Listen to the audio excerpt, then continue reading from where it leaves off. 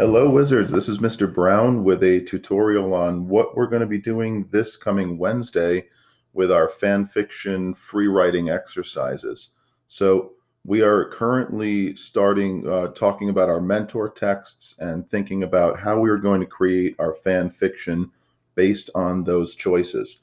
So, there are two types of fan fictions that we're going to focus on first, and that's going to be a choice that you will free write about on Wednesday. So the first choice is the prequel. The prequel is a story of the characters before the original book began. And for an example, you've got Solo, a Star Wars movie, is a prequel to the original Star Wars because we're looking at Han Solo and what he's been up to, or what he was up to before we met him in the original film. Now, when you write a prequel, there's a few things that you can focus on, and I have them in little clouds here right now. So I'm going to talk first about childhoods. That was a big thing. That's a big thing in prequels, is talking about a main character or a villain's childhood. What was it like in that person's childhood? Were they treated well? Were they not treated well? Did they experience some sort of loss or some sort of major event in their life that made them the person or the character that they are? That's an area that's kind of rich for stories that you can kind of create. And then there's also that can also tie in to the lead up to the original, and that's lead up to the original conflict right here.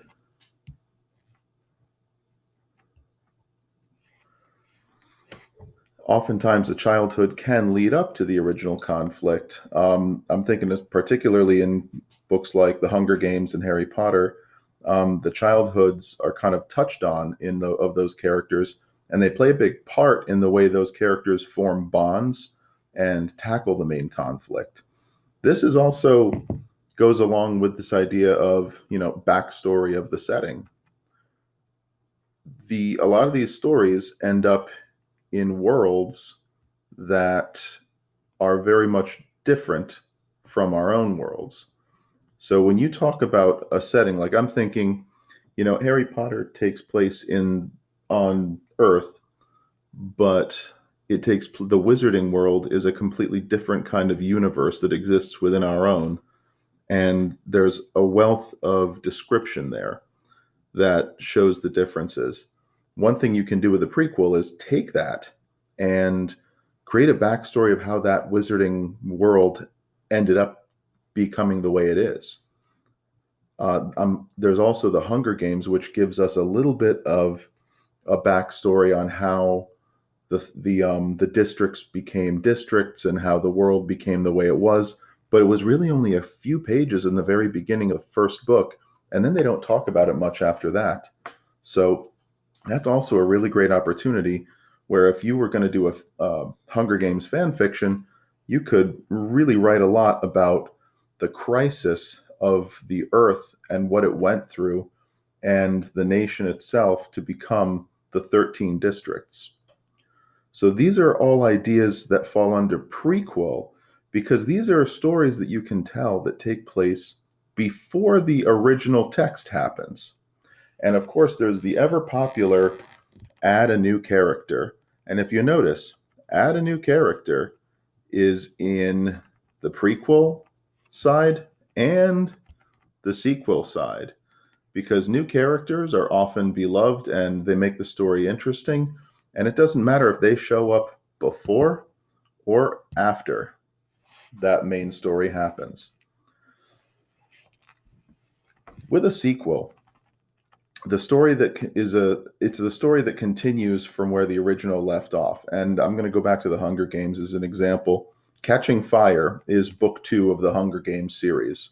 It goes Hunger Games, Catching Fire, Mockingjay. So Catching Fire is the sequel to the Hunger Games. Mockingjay is the sequel to Catching Fire, and so on. So a sequel is a follow-up. It's what happens after the main story. And the sequel upon sequel upon sequel gets written in young adult literature because series are super popular. we're a level of reader where we really want to know what happens next. And we also don't like having things left up to our imaginations. I mean, I think one of the most frustrating things for this age group, in my experience, is to experience a cliffhanger at the end of a book and be told that there is no sequel.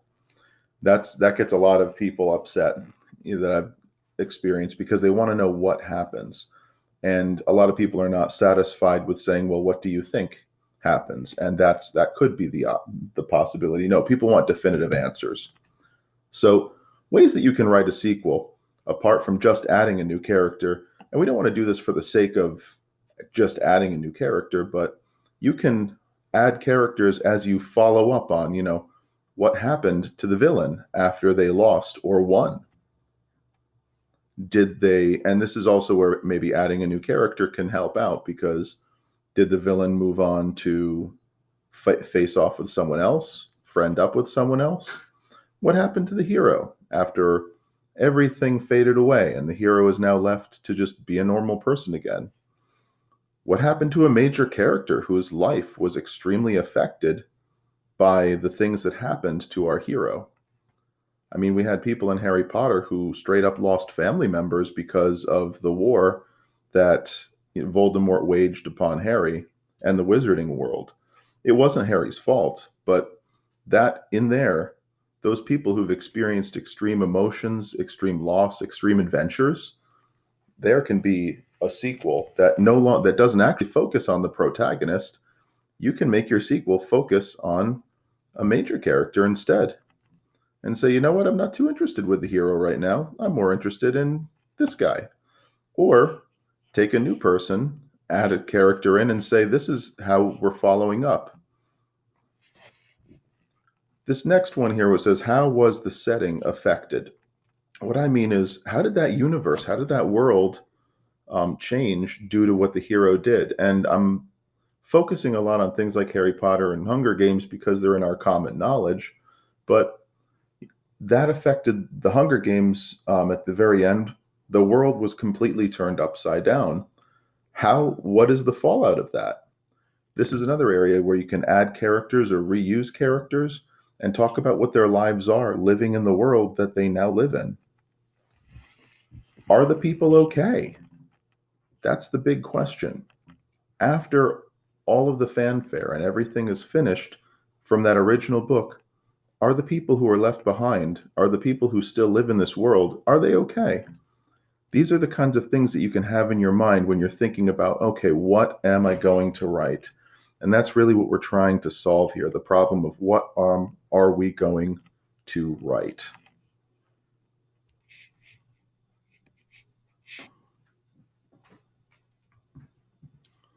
Okay, so I'm going to move on to my next page, where I'm going to start brainstorming and trying to write my Flowers for Algernon prequel.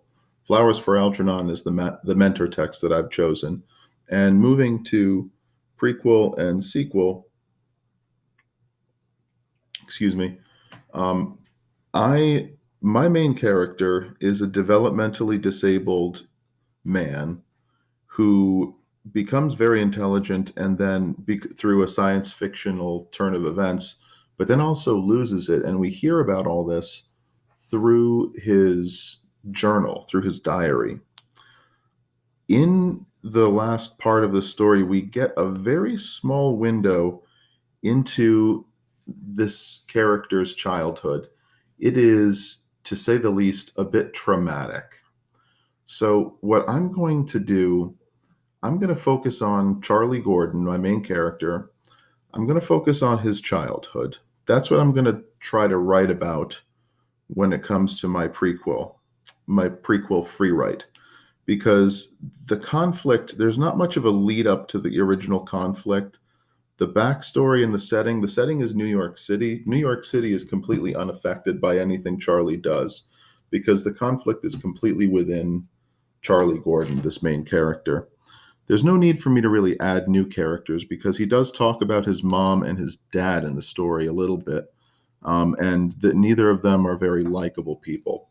So I'm going to think about some things that I want to remember about his childhood? There's very few things, but I'm just going to make a sticky note on another page to try to remember. And what I'm doing right now is I'm modeling the brainstorm of of how to write. So I have a Jamboard open. I'm using like in my finger to write things down. I'm using sticky notes. These are all ways that you can help brainstorm your ideas.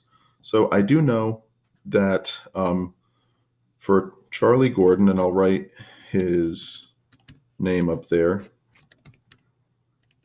Charlie Gordon's childhood. Okay, so the things we know.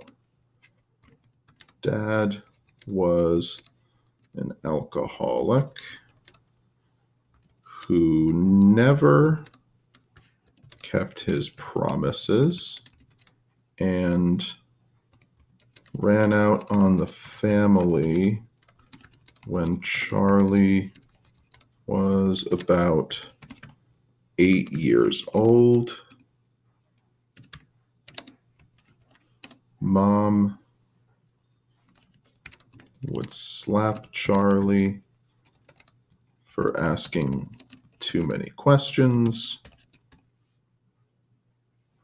And it looks like I'm already in the red for my sticky note. So I'm just going to hit save on that and then continue my sticky note elsewhere. Make a second sticky note. Let's see. Oh, yes. Also, his cousin Milty was very mean to Charlie. Get a little semicolon. Charlie always got in trouble at school for not paying attention and falling behind.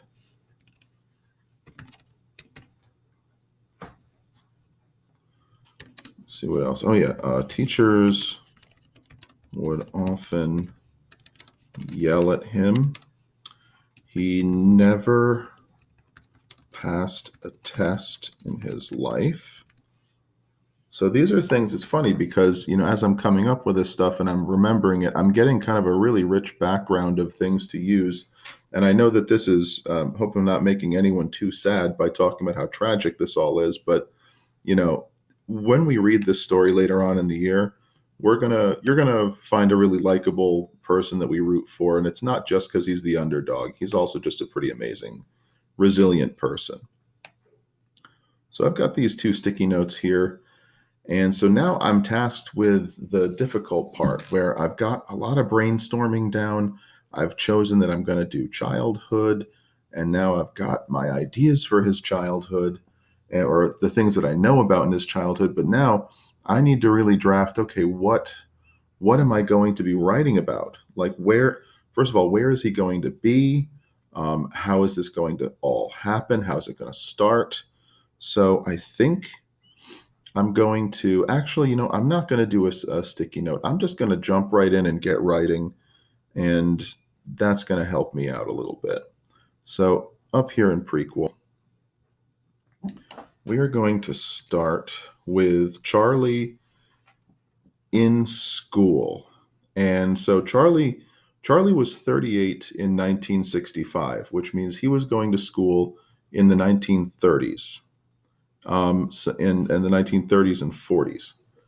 Teachers were very different back then. So I'm going to start out with something that the teacher's saying that I hope a teacher would never say or do in modern times, but this really did happen in Charlie Gordon's days. I'm going to start with the teacher saying, "That'll teach you to stare out the window, Mrs." Man, what's a good name? I don't know the name of any of his teachers. I need a teacher name that's like that's not a nice name, but I don't want it to be too cliche. Man. Now, this is where I'm getting a little writer's block. Naming people is one of the hardest things you can do. So I'm going to go with the meanest teacher I ever had. There we go. And you know what? I'm going to take away the R in her name because I'm going to make her a little less lovable. No one ever married her. There we go. Miss Dodd. All right. Miss Dodd shouted as she put away the paddle. And yeah, so I'm starting off with Charlie getting paddled in school for staring out the window. And believe it or not, these kind of things did happen in public school in this time period. I've got uncles and grandparents who will attest to being paddled in front of the entire class just for doing something like staring out the window. And now Charlie,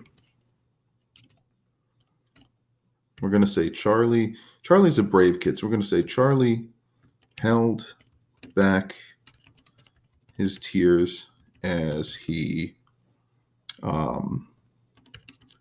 limped back to his seat, period, as he rounded the corner of his desk. A foot made him trip and knock the inkwell off of his desk and onto the floor.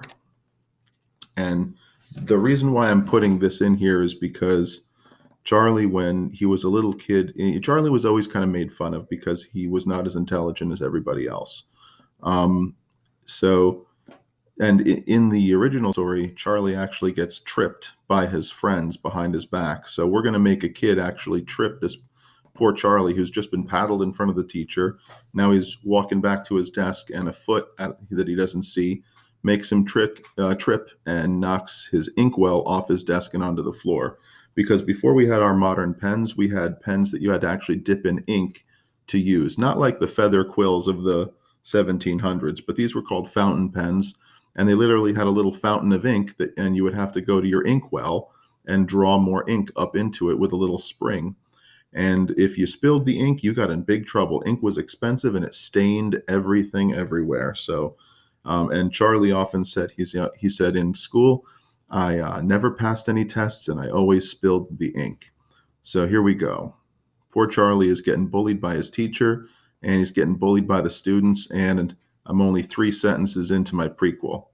It looks like we've got a kind of a grim, sad story going on here. And I don't mean to make anyone upset, but that was Charlie's life ahead of time. I'm going to keep working on this, but I'm not going to make you watch any more of it for the time being. Now, for the sequel, I'd be doing something very similar where I would go to maybe a Jamboard or something, take out my excuse me, take out my sticky notes, and maybe even also if you guys have a touch screen, you can use your finger to draw and stuff. I kind of find that's really helpful. There's also good old-fashioned pen and paper too. You don't need to use a Jamboard. I'm using this for effect and because it can be videoed on the screen. So anyway, I will show you my prequel when we meet on Wednesday for class. And when you guys, that's going to be the day that you guys start writing. You're going to either choose a prequel or a sequel to brainstorm and write on Wednesday.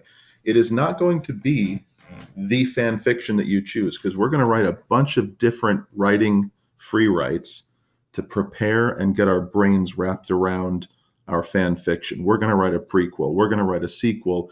We're going to do character switches. We're going to do setting changes, all in preparation for really planning out a good fan fiction. So our notebook's going to be kind of rich with ideas. So thank you very much for listening, and I'll see you all on Wednesday.